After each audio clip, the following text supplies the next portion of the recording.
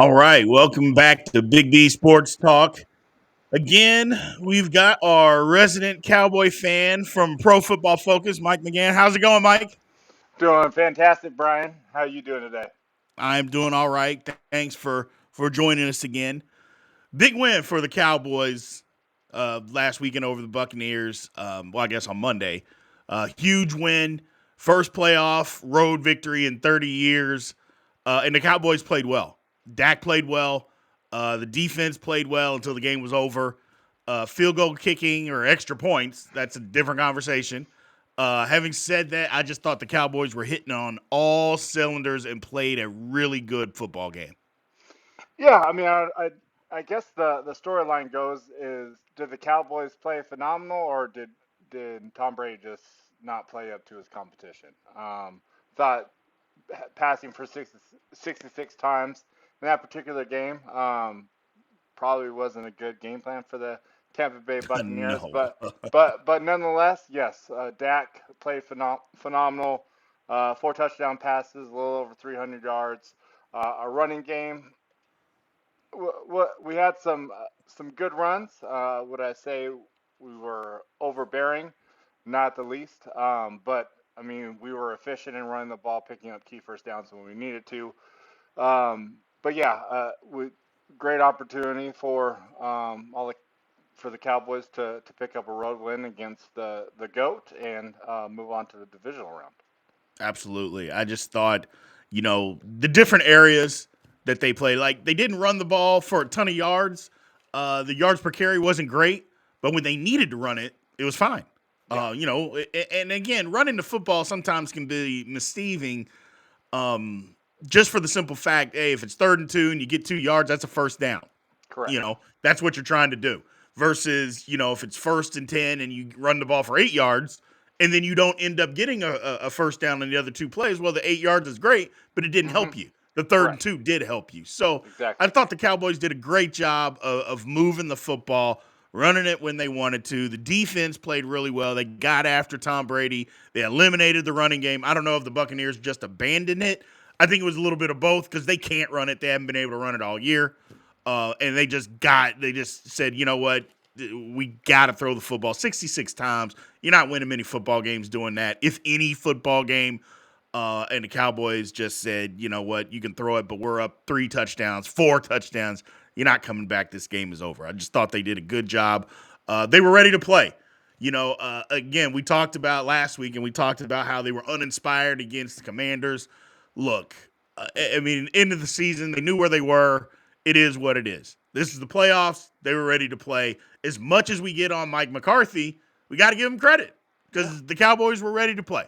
And that's all you can ask of your head coach. Exactly. Just be show up when you need to show up.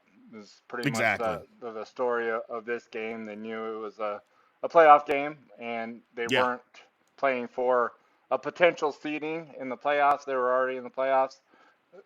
Show up and show out. absolutely. Absolutely. Dak Prescott, again, played outstanding football. The ball placement for Dak was spot on. Moving outside the pocket, throwing the ball on the run, just hitting receivers. It was one of the better games that I've seen him play, and they needed him to play that way moving forward. They need him to play that way moving forward. The guy, he takes a lot of heat. And some of it, look, you can't throw that many interceptions, turn the ball over. You can't do that and not have people get on your case about it, talk about it, bring it up. You're bringing that stuff on yourselves when you make those kinds of turnovers. Well, in the playoffs, he played well, and to be honest, has Dak really played awful in any playoff game? Maybe not the greatest games, but in the playoffs, Dak has actually played pretty good football. So this is kind of the par for the course, don't you think? Yeah. Coming off that dismal performance against Washington in the last week of the season, he rose to the occasion. I mean, his Yeah. contract and how much he's getting paid, it's about time he earns his Right. money. I mean, great, There yeah. you go. You can get 12 wins in a season. If you're one and done in the playoffs, I mean, what are we paying you for? But Exactly. yes, he rose to the occasion. Um, Completed over 75% of his passes. Was great making improvised throws outside the pocket. Didn't turn the ball over. I mean, you can't win in this league if you turn the ball over. And we converted on third downs. And Yeah. he made Yeah. the plays that needed to be made in crucial situations. In terms of the kicking game, I mean that's a story for another day. But again, yes, Dak played well. Offensive line still kind of a mix around. I know Jason Peters got the first start at that left tackle spot. I think he Yeah. played great. I mean, he was in his old stopping grounds up until the point where he got hurt. Right. So um, pass blocking was phenomenal. Dak Prescott had the opportunity to sit back there, have a beer, and then make his throw if he wanted to. Right. Um, I mean, I don't know if that's. I mean, it's definitely a credit to the offensive line. Did Todd Bowles and the Buccaneers have the best game plan to overcome that? Probably not. But No. again, all credit to the offensive line protecting Dak Prescott, allowing him the opportunity to make the plays that he needs to make in order to win the football game. Absolutely. Absolutely. And again, the offensive line, I think part of it, Jason Peters playing at left tackle. Look, they brought him in, and I think a lot of people thought, okay, well, they're going to play him at left tackle, and then when he didn't play there immediately, okay, then they moved him to left guard. I personally think, and being an old offensive lineman, I just don't think that he was ready to play yet.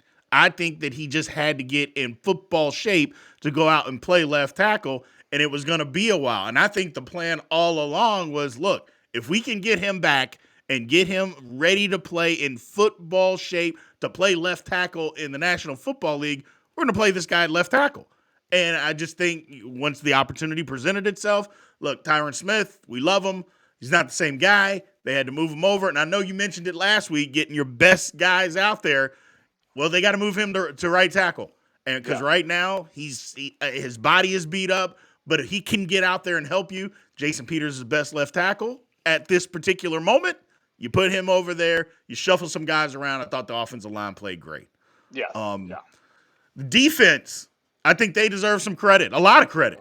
I mean, they shut them completely down the first, what? I don't know, I two mean, and it a was half quarters. 18-0 at halftime, so we were doing our Yeah. job. I mean, the two touchdowns and the 2 point conversion they get in the fourth quarter. I mean, it's Yeah, the game was over. yeah, the game, yeah, the game was over. But Yeah. yeah, go ahead. I don't mean to cut you off. No, you're good. You're good. Go ahead.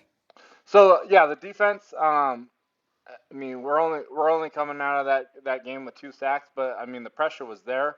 Yeah. I think you probably could have called a holding call on Micah Parsons, whether he was up against Wirfs or the right tackle. I think they were holding him pretty much Yeah. the entire game. But Yeah. um, you had guys that step up. Carlos Watkins stepped up, one of their defensive tackles. Van Der Esch, having him back was a fantastic addition for the playoff game. I know he's been out with a stinger the past couple of games towards the end of the season. Um, I mean, he's definitely a scraping linebacker. He's going to make plays from sideline to sideline. So it's great to have him back. And um, yeah, I mean, defense, everybody did their job. We shut them out at halftime. Pretty much now we're on cleanup duty for the second half. So yeah, to your point, defense played phenomenal. The 2 touchdowns, you can read into that, but Right. nonetheless, it was a fantastic performance, putting pressure on Tom Brady, making the run game ineffective, and making Tom Brady pass for 66 times. And I don't Right. even he probably Right. completed over 50%, maybe not, but again, we did our job. Absolutely. Absolutely. So moving forward, the 49ers. 49ers are really, really good football team. I think they won 11 games in a row. Their defense is playing outstanding football. Brock Purdy, the guy, look, I've seen the guy play. I know we've talked about it before. I saw the guy for 4 years. In every big game that Iowa State had, he came up short. He is not doing that now. Granted, the pieces around him are a lot better. Having said that, the guy's playing phenomenal. Their offense as a whole is playing phenomenal. It's going to be a tough task for Dallas to go there and win What do you think Dallas has to do, and what are their chances? Um, so that's a great question. I think we have a good chance. I think, yes, the 49 from roster from top to bottom, probably one of the best rosters in the league. Right, Um, they they run the ball phenomenally well. They have an All Pro playing left tackle, right, um, and a future Hall of Famer, probably depending on the rest of his career. In Christian McCaffrey, that was a great pickup this season. But I think the keys to this game in the offense is maintain the balance that we showed against Tampa Bay. Um, Pass when we need to. First, establish a run, and then make use of our play action passes, right. and convert on third downs and control the ball and control the clock. I mean, it's like I said last week, football's a simple game. If you convert on key third downs, if you run the football, you control the clock, and play great defense, and you don't turn the ball over, you're going to come out with a win probably 90% of the time. Right. So the keys to the offense: establish the run game. You're probably going to have to. I know we're going to run probably a lot of 12 personnel, having two tight ends, one running Mm-hmm. back. Utilize your tight ends, especially against Nick Bosa. He led the league in sacks, so we're definitely going to need to get chips on him, keep him away, help out our left tackle, which is now going to be. I really don't think Jason Peters is going to come back. So Right. I think Tyler Smith moves to the left side. Connor McGovern moves back into his original left guard position. And then we have Biotish at center, um, Zach Martin at right guard, and then Tyron Smith at right tackle. So Smith's going to need help. You have a veteran going against a rookie who's already at a disadvantage, and Nick Bosa led the league in sacks. We're going to need help in pass pro, and we're also going to need help in the run game. So utilizing a 12 personnel, even a 13 personnel, having three tight ends out on the field, I think is going to be a key to our running game. Um, and then, yeah, I mean, in terms of defense, what we need to do on defense, they have an all pro left tackle. So my first thought is go ahead and put Demarcus Ware on that side, or not Demarcus Ware, Demarcus Lawrence, I'm sorry, both Demarcuses. Put Demarcus Ware on Trent Williams' side, bring in some additional pressure from linebackers on his side.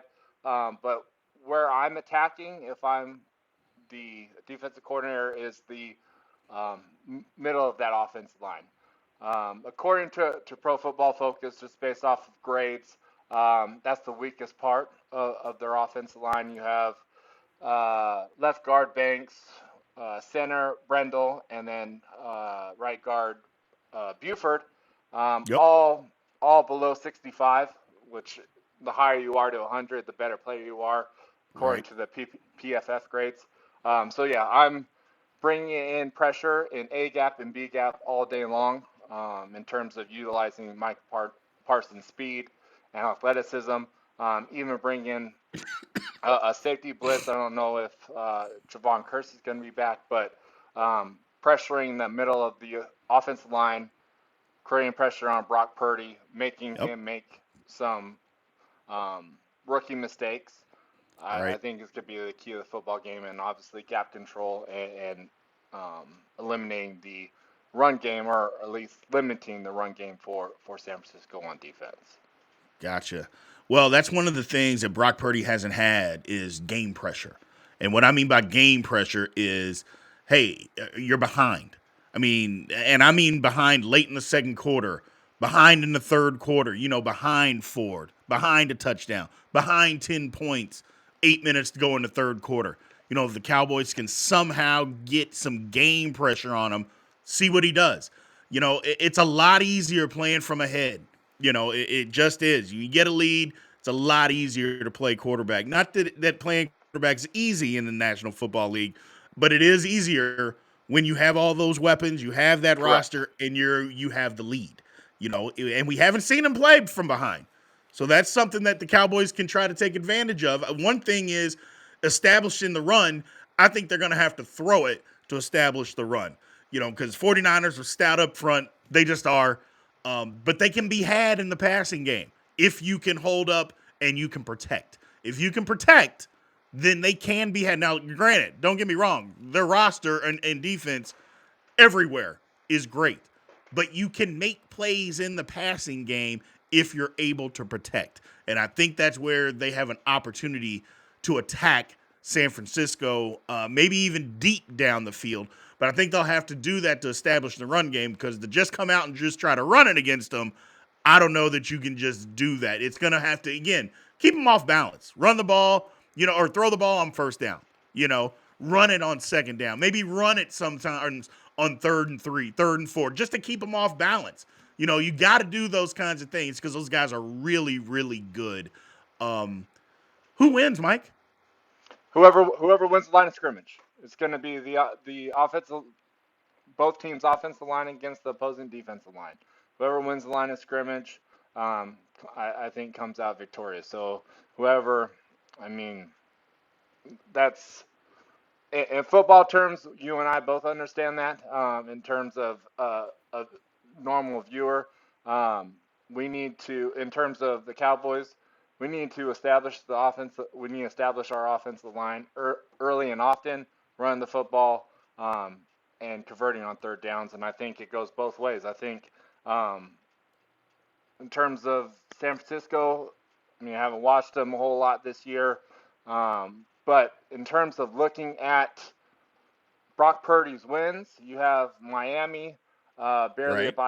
barely above 500, Tampa Bay barely above 500, Seattle same, Washington maybe 500, Las Vegas under 500, and Arizona under 500. So yeah, I don't think they've seen a team at the caliber